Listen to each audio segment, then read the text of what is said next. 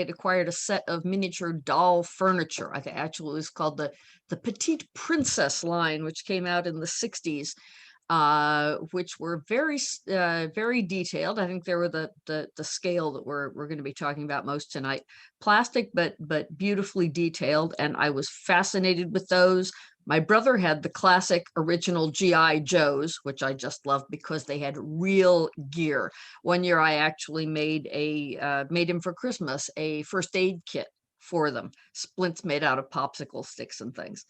And I've just always been intrigued by little stuff. We have some other, anybody else in the chat volunteering what they have to, what their sort of background is, or your interest that brought you here tonight? Oh, feel free to chime in as we go along. We'll get going, and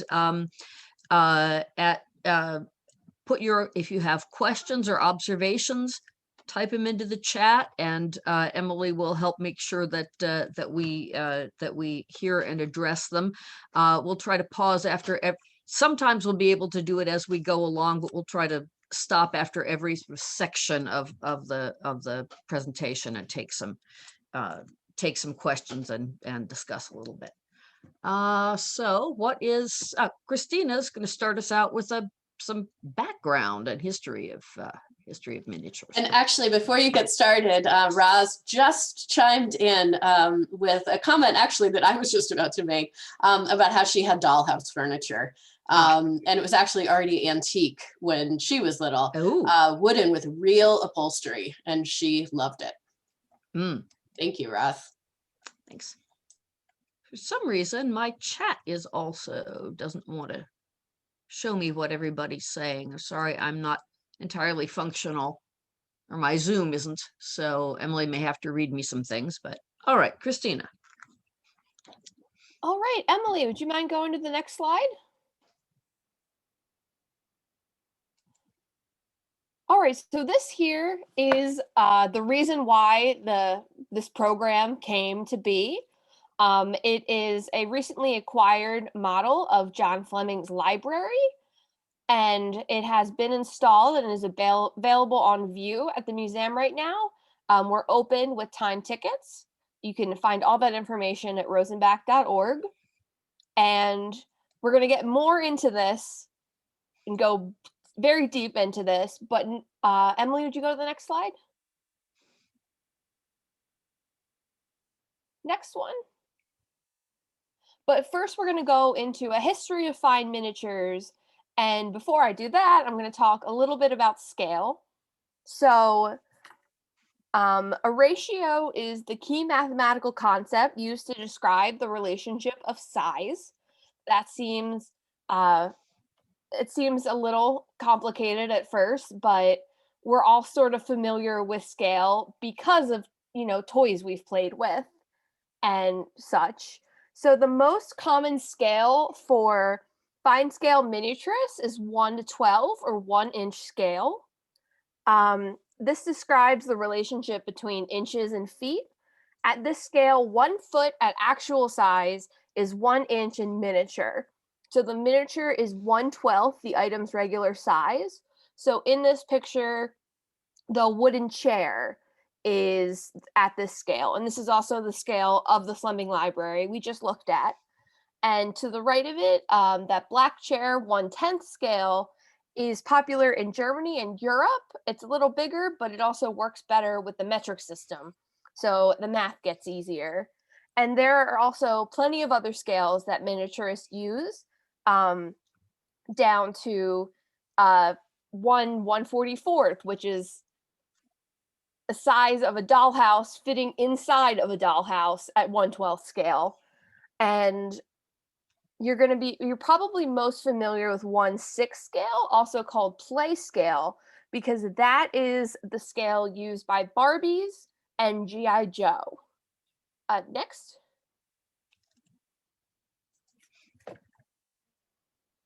So the oldest known European dollhouses were 16th century baby houses, which were wooden cabinets with multiple compartments that would each be turned into a finely furnished room. These were commissioned by wealthy European women, particularly in Holland, England, and Germany, and were displays of taste and wealth. This is one of 3 17th century dollhouses still completely intact with its furnishings, currently housed in the Rijksmuseum in Amsterdam. It was commissioned by Petronella Ortman, a wealthy woman from Amsterdam. It cost her approximately 20 to 30,000 guilders at the time, which, fun fact, could have bought an actual house at that time. And next, please. And this, we move a little further on in history. This is the Tate Baby House, built around 1760 and currently part of the collection at the Victoria and Albert Museum in London. It's modeled on an 18th century Dorset house and comes apart in several pieces so the owner could travel with it, as one does. And it's also would be common for guests to coming over to visit to bring items for the little baby house as a hostess gift, which I thought was quite lovely. Next, please. And here is a closer view of the interior. And another thing is that the furnishings you see in this photo aren't contemporary with the exterior of the house. So this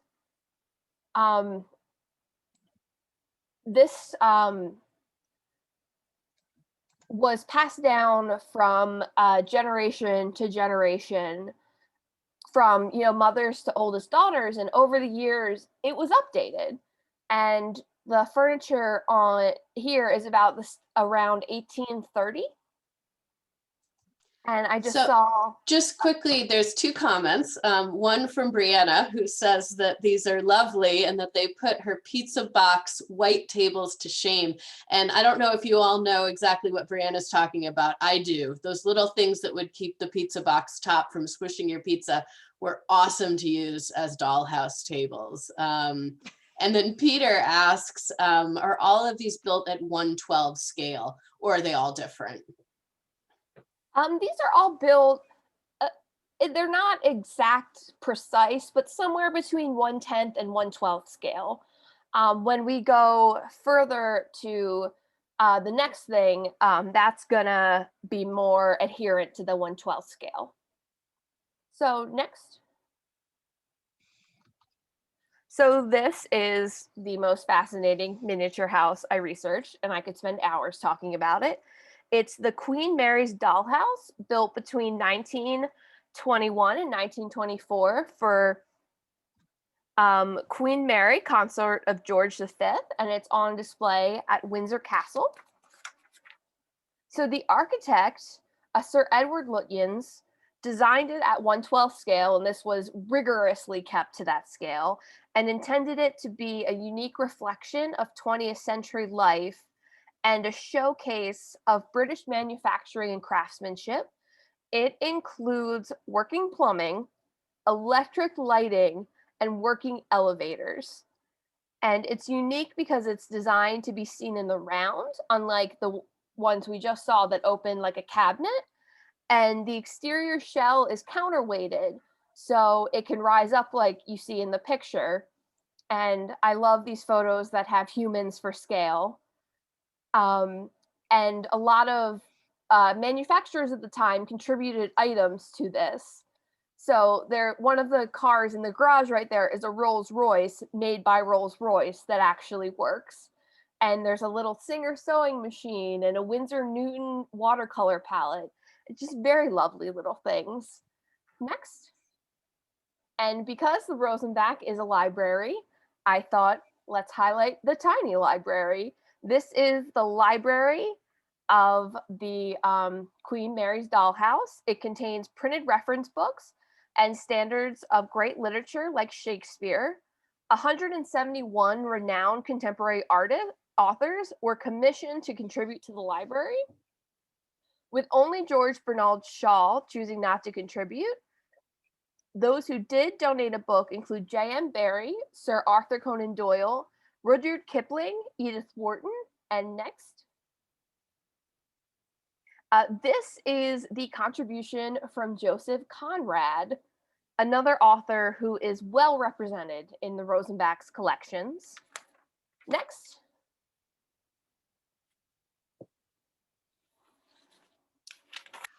All right, so this looks like a normal period room, but it is actually 13 inches tall. It is one of the Thorn miniature rooms at a precise 1/12 scale.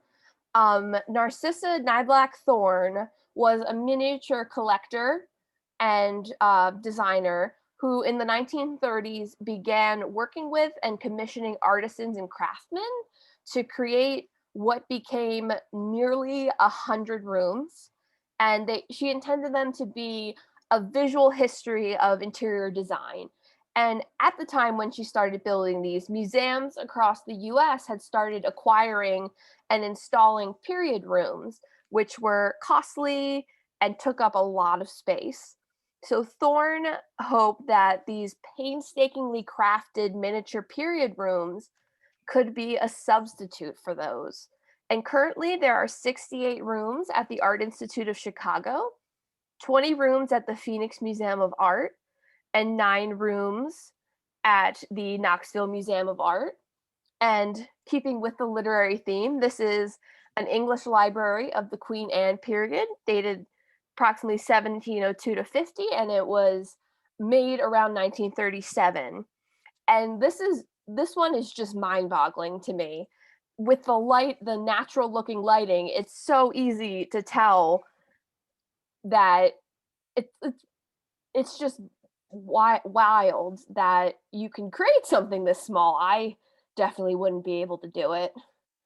And next, this is one of the Thorn rooms, 2 of the Thorn rooms at the Art Institute of Chicago for scale. And I apologize for the poor image quality. I needed a picture of this specific person. This is Lindsay Mikan Morgan, and she has a job that I want. She is the caretaker of the Thorn miniature rooms. So her entire job is dealing with these tiny little rooms. And I don't have pictures of it, but I've seen a couple where she apparently decorates them for the holidays. So they're tiny rooms with tiny, historically appropriate Christmas decorations, which is just fabulous.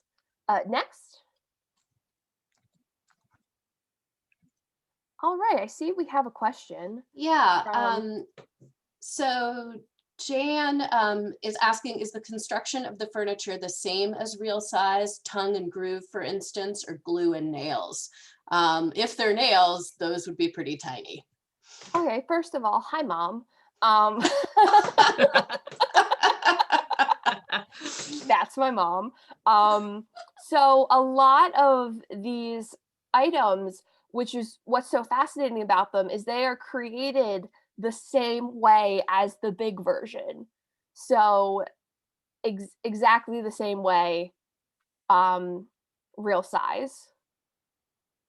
Okay, and miniatures reemerged in the early 1970s as a popular hobby, and the International Guild of Miniature Artisans was formed in 1979, and many of the creators of objects in the Fleming Library were members of the guild. And it was founded in 1979 to promote fine miniatures as an art form, to increase awareness and appreciation of high quality workmanship through public education. They do operate a school where people can learn to make miniatures, to recognize and honor qualified artisans and encourage work of the highest quality, to encourage the development of new artisans, and to coordinate and serve the interests and needs of the artisan and non-artisan. Next. Okay, thanks. I will just mention there are some marvelous things. They're wonderful things you can find out about anything online now. there is one member of the guild who has done some TED Talks and some fantastic video presentations. Emily has a link to his, I've forgotten the title of it. It's the TED Talk. Yes. Yes. This is someone who does make, just as we were asked a minute ago, he talks about how he makes things with working locks and hardware and machines, that tiny machines that work the way the full size things do. There's a as with so many aspects of making, I mean, there's a complete continuum between children making toys and people make things at all sorts of levels up to the absolute highest degrees of skill. As I said, I made a G.I. Joe first aid kit when I was about 12. I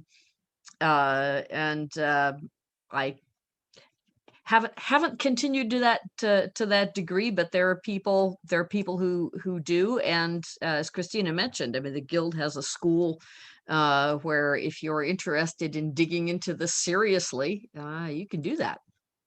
So let's have a look. We'll be looking at various aspects of this, what we're calling the Fleming Library, the miniature room. Emily, can we have the next slide, please? We've got several views, and the next has the next two slides have different views of Elizabeth, yes. I may have missed it because I was busy looking at the chat and things, but Right.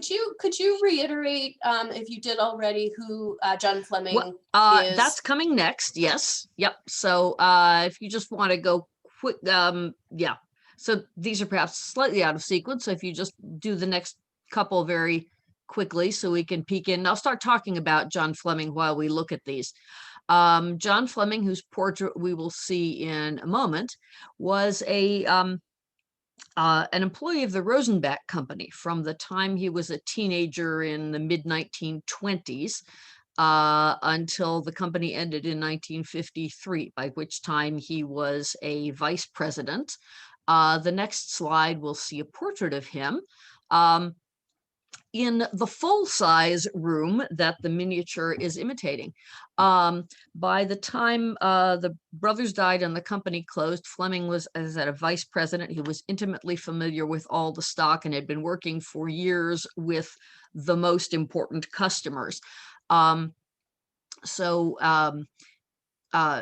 The brothers had left everything to a foundation, and the trustees of the foundation sold to Fleming some books that were in the very important rare books and manuscripts that were in the stock of the Rosenbach company, but had not necessarily been in the brothers' personal collection and were things they decided they weren't going to keep. But they sold a number of those to John Fleming, which became his initial stock in his own business. And he set up as John F. Fleming Incorporated in New York, and was at the top of the American rare book trade until he died in 1988.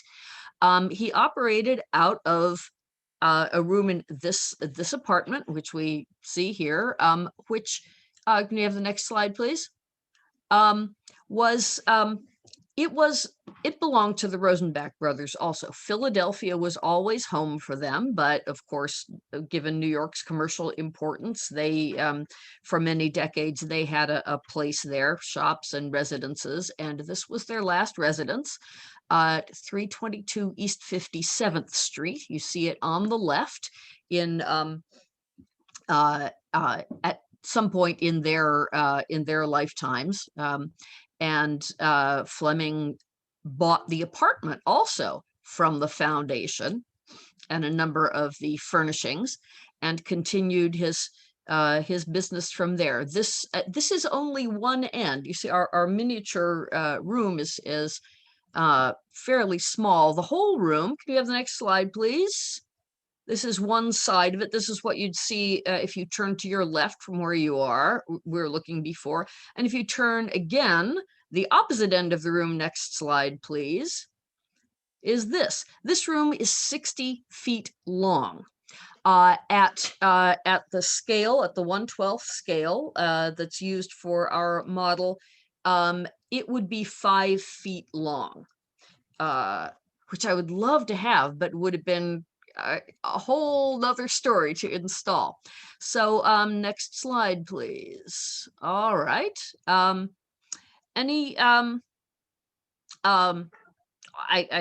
should say this is it's probably by now apparent why we acquired this. We're still trying to find out more about the history of this model. It was, we know that it belonged to one of Fleming's descendants, so made for them probably in the 1980s. Most of the objects that are dated do date from late in his lifetime. We're not sure yet. We have leads, but we're not sure yet when it left the family, but a later owner's estate sold it at auction back in the spring. And we found out about it through various publications in the rare book trade, and knew that it was something we needed. So we were fortunate enough to acquire it at auction. So Christina will take us through some close-up views of several of the selected objects. There are 41 individual objects. Well, counting how many things exist is always an interesting question, but if you count, for instance, a tea set that we'll see various pieces of, counting that as one, there are 41 objects and about 400 model books. All right, back to Christina. Next.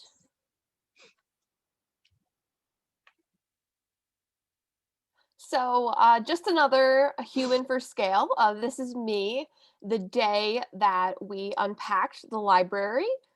This is actually my first time working with collections objects, not just manuscripts and the archives. And everything came packed in a box, and everything was wrapped in tissue paper and had bubble wrap around it. And I got to be in charge of unwrapping it. And it was like this special, like, blind box where every time I reached in, I got unwrapped it, I got to see something else that was just so much fun. And I think Joby, our registrar, and Elizabeth remember me just standing there going, tiny chair, tiny table, for about an hour. I'm surprised they did not get sick of it. Next. So we're gonna go through a few of the pieces of furniture. We don't know the makers for everything, so we're going to be talking about things where we do know the makers and we do know a little bit about them.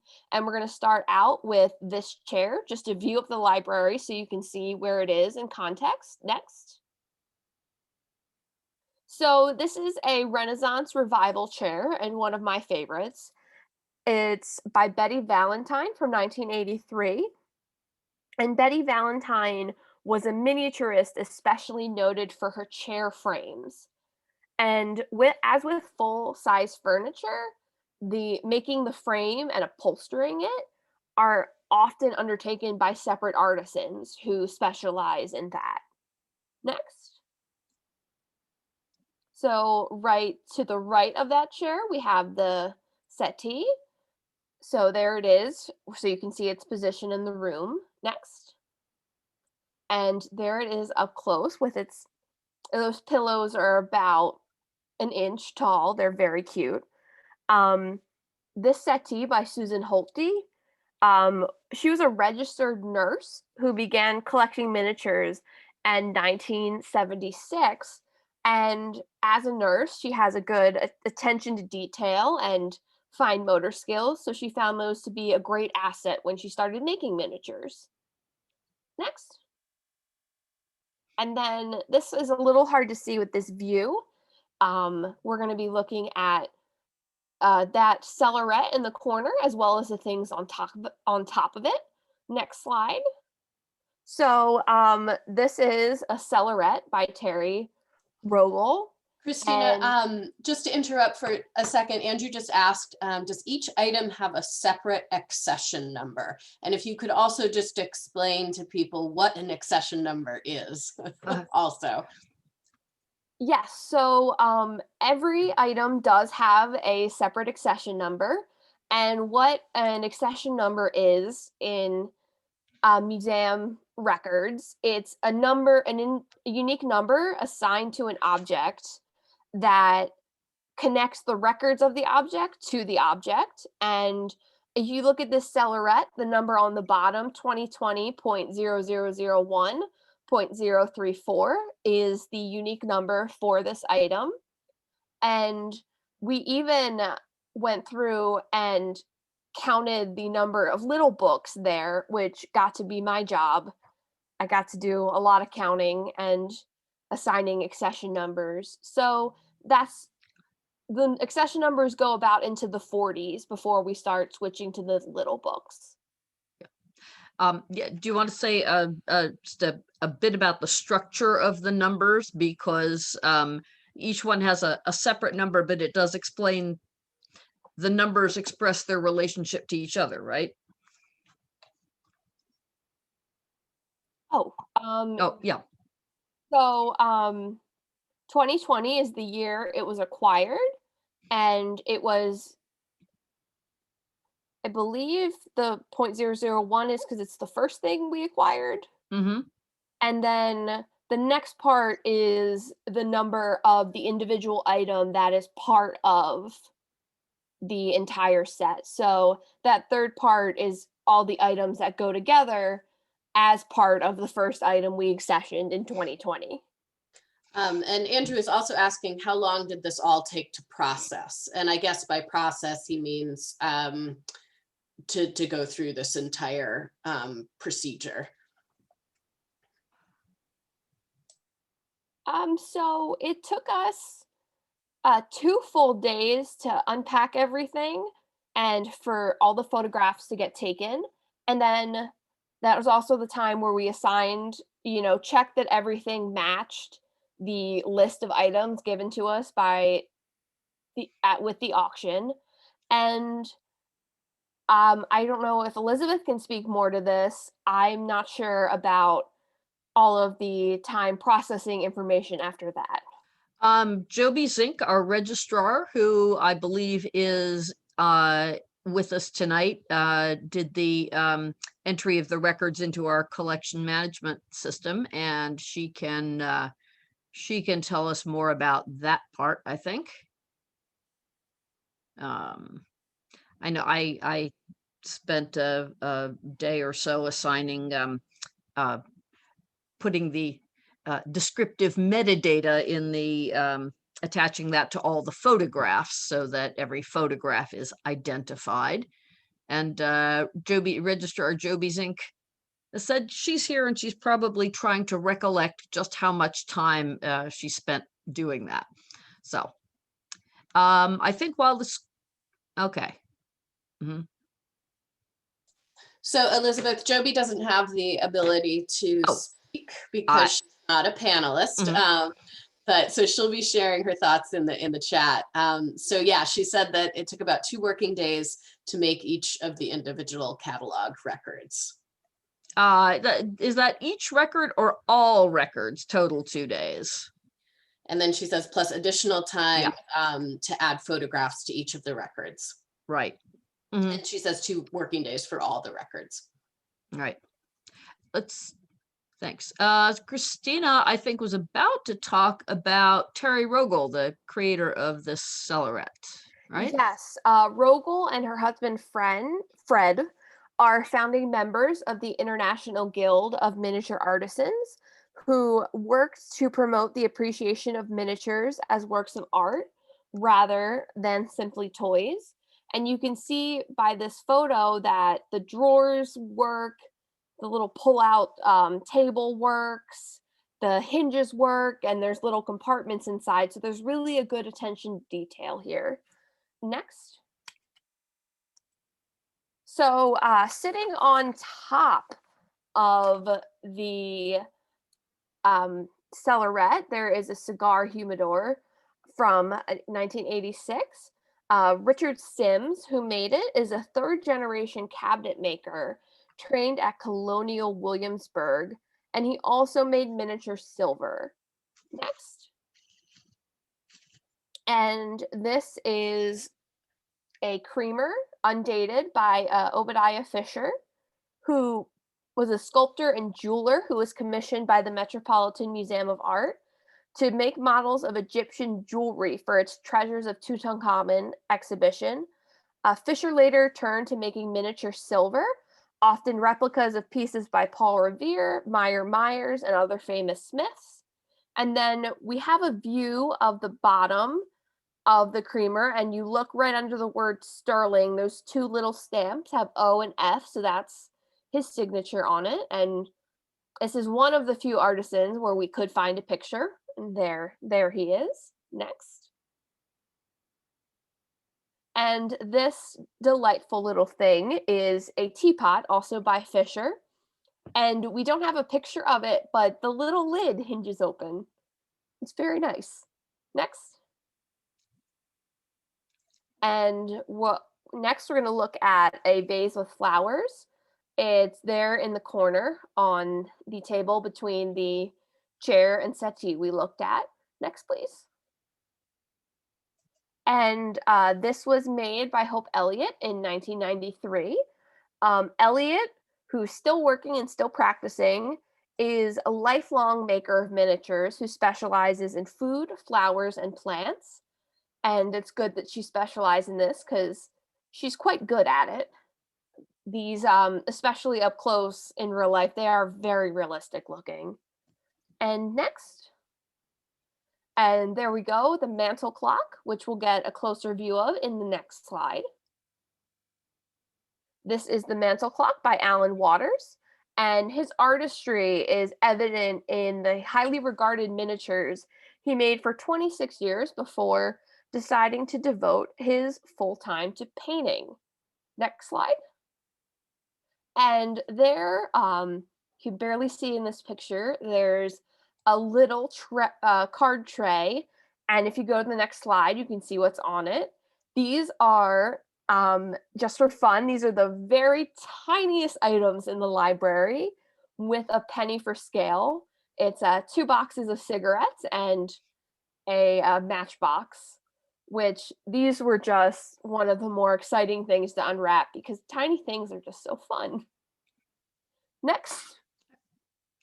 Well, a library, of course, is not complete without books. Next slide, please. There are around, in the bookcases lining the walls of this miniature room, are about 400 model books. Most of them are not real books. Some of them are just solid blocks. Some are actual blank things with individual pages and so on, and some have little titles on there's a tiny set that says Shakespeare on the spine, and there's one that says Pooh Bear on the cover, but there are 6 real books. Let's see, I thought I had a slide that showed the location of the books in the room, but don't see them there. Oh well.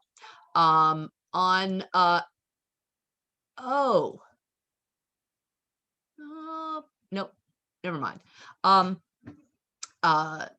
They are in, they all live in the bookcase in the very lower right-hand corner of the room, the front corner of the room on the bottom shelf.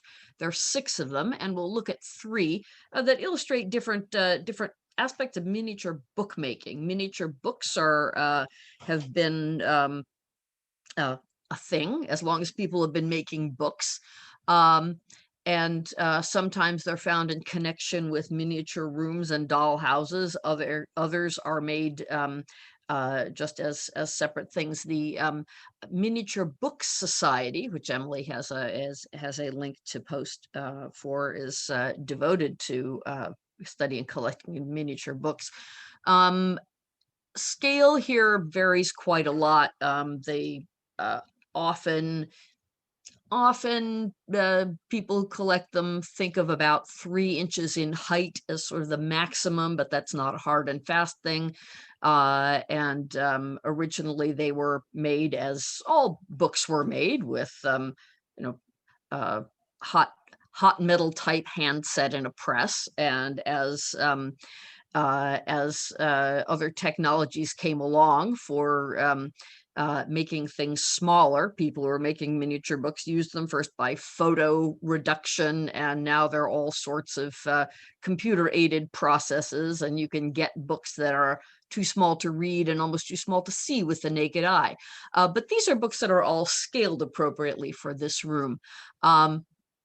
This was published probably sometime in the 1970s or 80s. This press doesn't date all of theirs. The Lilliput Press, aptly named. This is the Bristol Psalter. Biblical Book of Psalms has been a popular subject for bookmakers of all kinds for since it was written. This particular one, like many books, especially produced luxury books for some time, has hand-colored illustrations. Next slide, please. Another aspect that was one, the Psalms are an example of one sort of kind of Elizabeth, can I just jump in with a question? Sure. So I notice, I think these are your hands. I notice that you're not wearing gloves when you're handling these.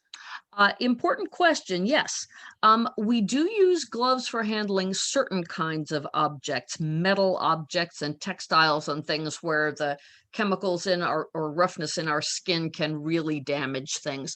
But to handle miniature books and most books and papers safely, you really need the delicacy of touch and the sensitivity that you have with bare hands. We wash our hands regularly. We were all about hand washing with collections before the virus came along. Your clean hands are the best way to handle these things safely. Thanks, Emily. Another popular theme for miniature books is, of course, miniature things, small things. So here is, as book artist Jenny Whittle has produced a book all about beetles. Now, this is small enough that even the stag beetle, who's makes the frontispiece, a life-size stag beetle, would be 2 or 3 times, probably about twice the size of this one. But some of the smaller ones would be life-size in a full-page illustration. Next, please. Now, because as with these all other aspects of fine miniatures, miniature books are really about celebrating all the crafts that go into bookmaking, and that's multiple crafts. The type design and printing and binding are all separate crafts that work together. This I like the title on this one, the Big Tight Book, is printed by a very important maker of miniature books, William Cheney, we see on the right here. He printed in the 1940s, 50s through the 80s, a number of books also, but a lot of them miniatures for a variety of publishers in the Los Angeles area. He was sort of the house printer to the UCLA library for some time. A lot of the things he printed for Dawson's Bookshop, important rare bookstore in Los Angeles, which also did a lot of publishing. Inside, we'll see the next slide. We'll see some of the contents of this book. This is a although the cover title is Big Type Book. The actual title of this is Types in the Cases of William M. Cheney. This is a genre that's known as a type specimen book. You see this in full-size books as well, and now even digital font designers will have web pages of this stuff. This is designed to be a sampler of all the different types, all the different letters and characters and ornaments in the different typefaces that they use. He had so many. This is not a complete, an exhaustive selection of all of them, but it gives you a good idea of the kinds of things he has. In multiple sizes. Next slide, please. We'll see a few more. Very typical. Sometimes you'll see like a full font, full alphabet, full number. Sometimes you'll just see, as we have on the left here, there are the names of several different fonts just in the name of the font. You find that often on computers if you play with fonts on your computer. And on the right, I like this Trocadero, a sort of ornamental, it's the headline font, the kind of thing you're not going to set the whole thing in, but I like this, without which no specimen book is worth it. Next slide, please. This also includes some of the ornaments that are a part of various fonts, and he has available for decorating books. Okay, thanks. Next one. We have questions, comments before we move on a bit. Feel free to keep adding them and we'll pick up.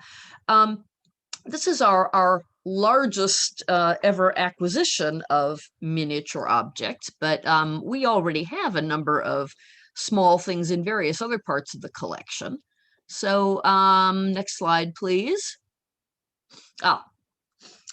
These are things that you may have seen, though not necessarily terribly close up if you've ever taken a house tour. Here is the East Library, and up on top of the bookcases is a set of models, of which we will see one close up in the next slide.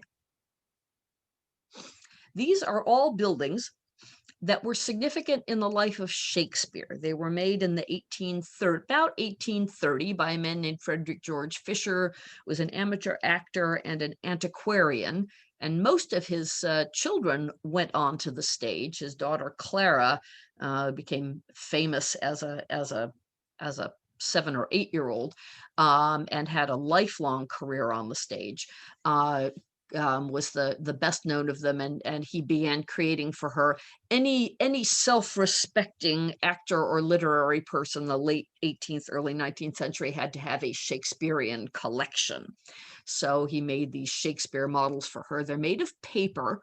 And here is Charlcote Hall, the local manor house where Shakespeare, by legend, was caught poaching deer. This building is about 15 inches, a little over 15 inches high. And the next slide, we have a rare glimpse of the back. So see a little bit about how it's built. This was taken when it was cleaned several years ago. And one more detail in the next slide. Looks like a very seasonal, it looks like a turkey. Actually, that's a peacock with its tail spread. There's another one with its trail tailing. This is all these feathers, and this is before a time when the scale was necessary. People were worried about any sort of scale, but if it's 15 inches high, you can imagine that building is 2-3 stories. So it's, 30-40 feet high or something. So it's probably maybe 1/36 scale or something, or my math may be wrong. Somebody can check me. Anyway, that's the size we're looking at. This peacock is about an inch high, if I have, yeah, something like that. These feathers are all made of little finely cut paper, as are the ivy leaves on the wall behind. All right, next slide, please. Of course, we have miniature books in the collection.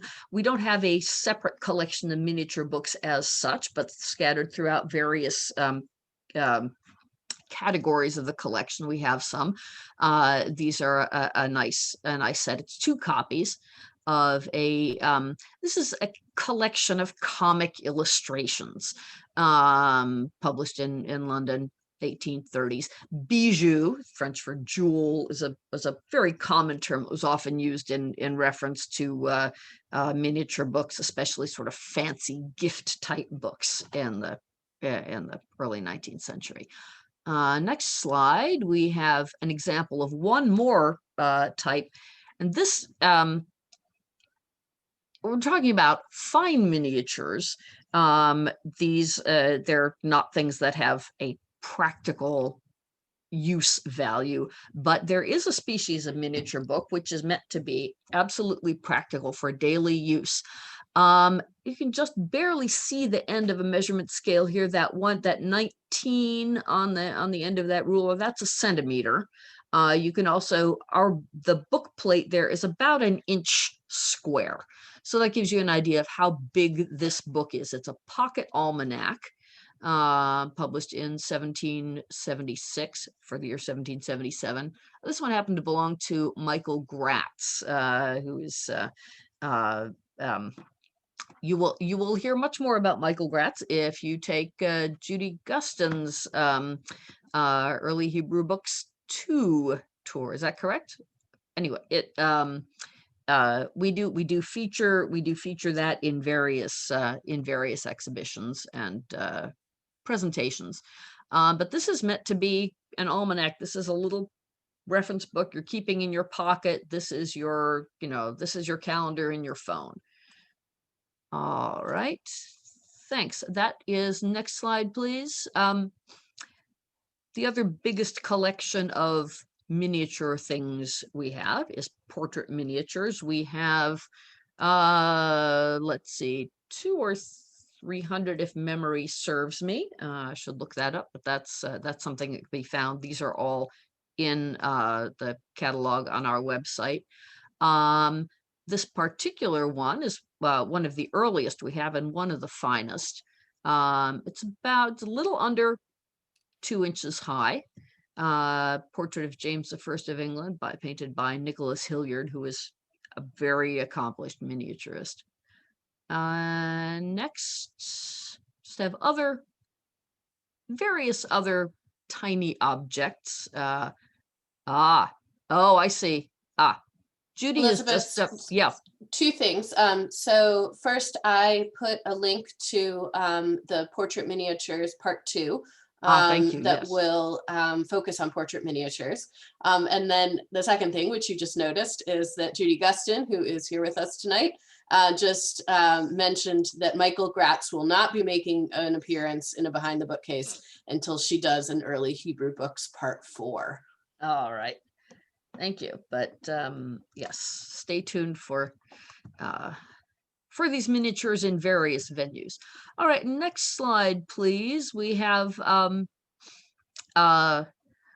course, because we have all the papers and the library and the contents of the apartment of the modernist poet Marianne Moore, who was an inveterate accumulator of objects of all kinds, many of which she found inspiration in her poetry for. There are little objects all over many of the surfaces in the room. This is the top of one of her bookcases. The next object, yes, this is one that's not on view in the room. It's something that she had kept in a drawer someplace. But this is one that meets this definition of a fine miniature. It is a Native American basket. Probably, it's very similar to other baskets that you can see in photos of her home at the time she lived in Carlisle, Pennsylvania, where she did for most of her early life. She taught for a few years at the Carlisle Indian School, and this may have been made by students there. It's about 2 inches in diameter. That is that's the last object we've got to show tonight. I will, okay, just before we take some more questions and throw discussion open, I just like Emily to show us the last slide. I invite you to explore more through our website. As Christina noted, you can see the Fleming Miniature Library now in person by time ticket. If you, but to see other things on our on the main menu on the website now. The research section has several choices. One is to see catalogs and and databases of the collection, where you'll be able to find images of everything. As Joby noted, the Fleming Library, all the pieces of the newest of the Fleming Library won't be there quite yet. It will be updated eventually. But there are also forms that you can use there just to request a research appointment when we are able to open for that again, and we're in the process of planning that now. And others where you can just send in a question, make a collections inquiry if you have a question about this or about anything else in the collections. Feel free to send that in. It's there's no fancy system on the back end. All the things we ask you to fill in the form just come to the staff in an email, and we will follow up with you. Thanks so much. Any in our last couple minutes, any other questions or any reminiscences, thoughts, experiences anybody wants to talk about miniatures?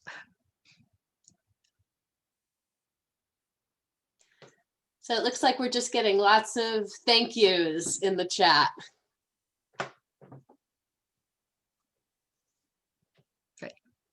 Well, thank you. It was these things are always lots of fun to work with, and it's so often when we work with collections, there are always things that that we find particularly interesting, but you know, we have a lot of things to do and can't always spend as much time as we'd like with any given object. But when we are doing something in depth like this, it's a fantastic excuse to indulge ourselves.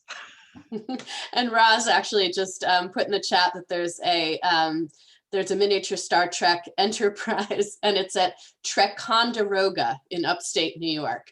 The case is about 4 feet by 4 feet. Oh. So is Roz, is Ticonderoga in Ticonderoga, or is it nearby?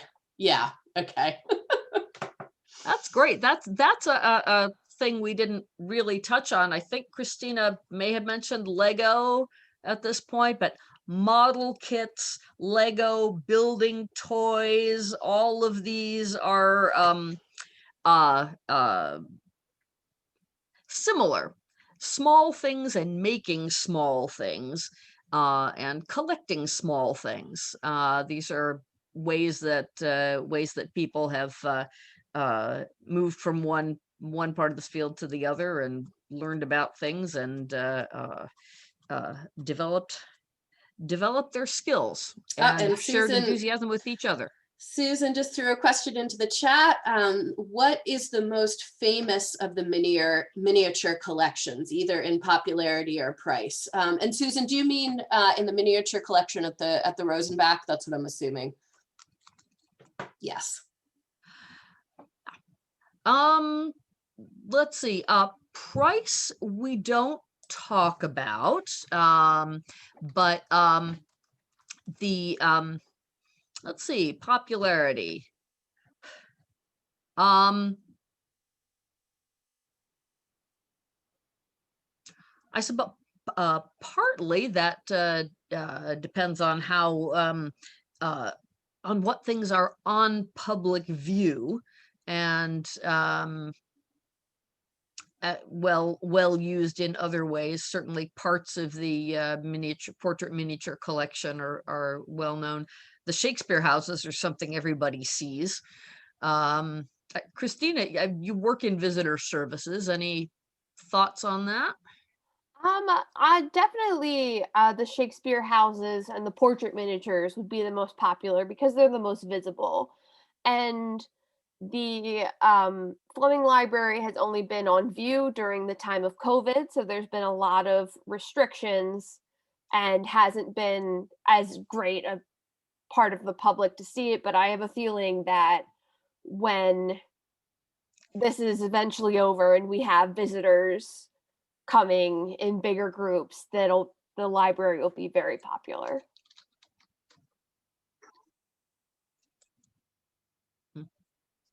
Yeah, I think we will. Yeah, I think we'll see an increase in popularity. Maybe somebody who starts investigating our collections. If you're interested in that, start a poll someplace.